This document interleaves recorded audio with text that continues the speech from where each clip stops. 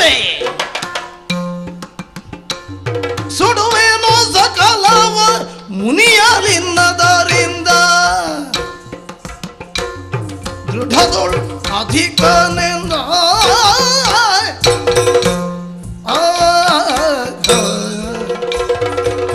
ಒಡನೆಂದ ಚರಣಲಯದ ಅಧಿಕಾರ ಪಡೆದವನೈದೆ ನಾನು.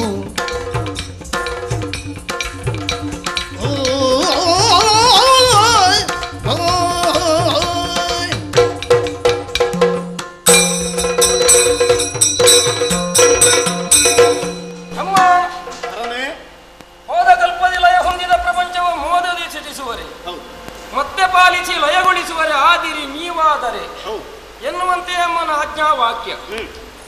ನಿಮ್ಮಿಂದ ಘನ ಕಾರ್ಯವಾಗಲಿದೆ ಎನ್ನುವಂತಹ ಮಾಡಿದ ಮಾತನ್ನು ಕೇಳಿದರೆ ಉದ್ಯೋಗವನ್ನು ಹೊಂದಿದ ನಾವು ಮೂವರುಗಳು ಕೂಡ ಘನತೆವೆತ್ತವರಾಗಿ ಸಮಾನರಾಗಿರ್ತೇವೆ ಹೊರತು ಒಬ್ಬನು ಹಿರಿಯನೆಂದೋ ಇನ್ನೊಬ್ಬನು ಕಿರಿಯನೆಂದೋ ಆಗುವುದಕ್ಕೆ ಯಾವ ಕಾಲಕ್ಕೂ ಸಾಧ್ಯ ಇಲ್ಲ.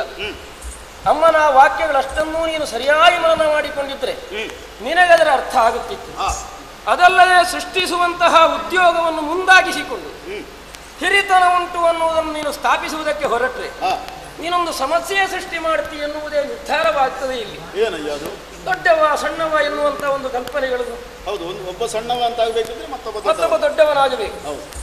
ಅದೇ ಆಗಬೇಕು ಅಂತಾದ್ರೆ ಅವನು ಹೇಳಿದಂತೆ ನೀನೇ ಆಗಬೇಕೆಂದೇನು ನಾನು ಆಗಬಹುದಾಗ್ತದೆ. ಈಗ ನಿನಗೊಂದು ಉದ್ಯೋಗವನ್ನು ಕೊಟ್ಟಿದ್ದಾಳೆ, ಸೃಷ್ಟಿಸುವಂತಹ ಉದ್ಯೋಗ, ಜೊತೆಗೆ ನನಗೂ ಒಂದು ಉದ್ಯೋಗವನ್ನು ಕೊಟ್ಟಿದ್ದಾಳೆ, ಲಯಾಧಿಕಾರ. ಲಯ ಅಂದ್ರೆ ಕೇವಲ ನಾಶಗೊಳಿಸುವುದೆನ್ನುವಷ್ಟೇ ಅರ್ಥ ಅಲ್ವಲ್ಲ. ಲಯವೂ ಸೃಷ್ಟಿಗೆ ಪೂರಕವೇ. ಹೌದಪ್ಪ, ಅದೊಂದು ಹಿಡಿತ ಉಳ್ಳದ್ದು, ಎಲ್ಲದರ ಮೇಲೆ ಹಿಡಿತ ಉಳ್ಳವನು ಎನ್ನುವ ಅರ್ಥವಾಗ್ತದೆ. ಆಮೇಲೆ ನಾಮಧೇಯ ಈಶ ಅಥವಾ ಹರ ಎನ್ನುವ ಹಾಗೆ ಹೆಸರಿನಲ್ಲಿಯೂ ಕೂಡ ಪ್ರಭುತ್ವವನ್ನು ನಿನ್ನಲ್ಲಿದೆ ಎನ್ನುವುದನ್ನು ಸೂಚಿಸಿದ ಹಾಗೂ ಆಗ್ತದೆ. ಅದೆಲ್ಲವೂ ಸಮಾನ ಎನ್ನುವಂತಹ ಒಂದು ದೃಷ್ಟಿಯಿಂದ ನೋಡಿದ್ರೆ ಹೊರಗಿಂದ ಹೊರಗೆ ಆಳ ಕಿಳಿಬೇಕಾಗಿ ಮೇಲಿಂದ ಮೇಲೆ ನೋಡಿದ್ರೆ ನನ್ನಲ್ಲಿ ಯಾಜಮಾನ್ಯವನ್ನು ಗುರುತಿಸುವುದಕ್ಕಾಗ್ತದೆ. ನಿಮಗೆಲ್ಲ ಎರಡೆರಡು ಕಣ್ಣು, ನನ್ನನ್ನು ಸರಿಯಾಗಿ ನೋಡು. ಹಣೆಯಲ್ಲೊಂದು ಕಣ್ಣಿದೆ, ಅಧಿಕಾರ ಲೋಕ ಗುಣ ಅದಲ್ಲದೆ ವಿಶೇಷಣವಾಗಿರುವಂಥವು. ಒಂದು ವೇಳೆ ನಾನು ಮನ ಮಾಡಿ ಈ ಕಣ್ಣನ್ನು ತೆರೆದೆ ಅಂತಾದ್ರೆ ಸಕಲವನ್ನು ಸುಡಬಲ್ಲಂತಹ ಯೋಗ್ಯತೆ ನನ್ನಲ್ಲಿ ಎನ್ನುವುದರಿಂದ ದೃಢದೋಳು ನಾನೇ ಅಧಿಕ, ನೀನು ಮುಗಿಸುವ ದೊಡ್ಡವ ಅಂತ ಹೇಳ್ತಾನೆ. ಈಗ ನಾನು ದೊಡ್ಡವ ಅಂತ ಹೇಳಿದ್ದೇನೆ, ಹೌದು, ಅದಕ್ಕೆ ಕಾರಣ ಏನು ಅಂತ ನಿಮಗೆ ಗೊತ್ತಾಗಲಿಲ್ಲ. ಏನು ಮೊದಲು ಮಾತೃ ಪದುಮಾಗ್ಯ ಪುರಿಯ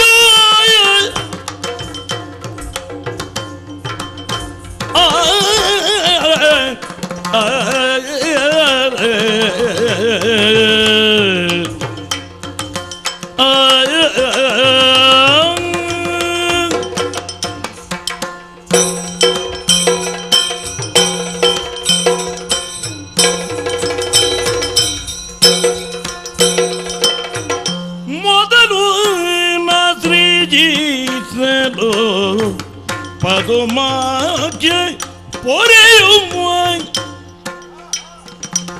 ಅದ ಹರಲಾಯ ಗೋಳಿಪ ಮೊದಲು ಸೃಜಿಸಲು ಪದುಮಾಗ್ಯ ಪೊರೆಯುವ ಅದ ಹರಲಾಯ ಗೋಳಿಪ ಅಧಿಕ ನನ್ನದರಿಂದ ಮೂವರೋಳಿಂದ ಅಧಿಕನ ಅದರಿಂದ ಮೂವರೋಳಿಂದ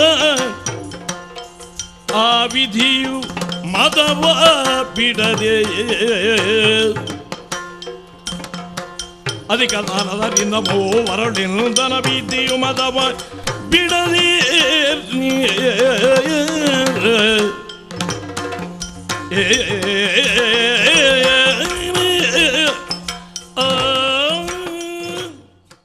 ಟಾಕಿಸ್ ಆಪ್ ಇದೀಗ ಕೇವಲ 99 ರೂಪಾಯಿಯಲ್ಲಿ ಲಭ್ಯ.